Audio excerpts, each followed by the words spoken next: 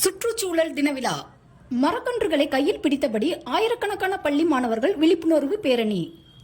ஓசூர் ஜுஜுவாடி அரசு மேல்நிலைப்பள்ளி தேசிய பசுமைப்படை சார்பில் சுற்றுச்சூழல் தின விழா இன்று கொண்டாடப்பட்டது.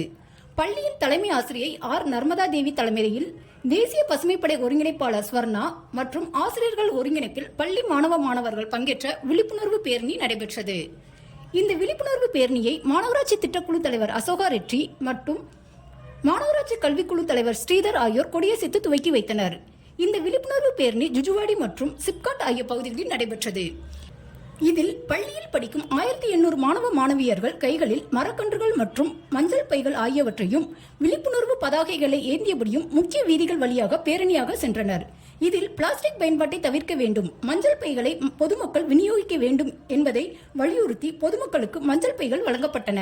அதேபோல் இச்சுற்றுச்சூழலை பாதுகாக்க பொதுமக்களுக்கு மரக்கன்றுகளும் இலவசமாக வழங்கப்பட்டன. இந்த விழிப்புணர்வு பேரணியில் பள்ளியின் ஆசிரியர்கள், மாணவர்கள் என 1000க்கும் மேற்பட்டோர் கலந்து கொண்டனர்.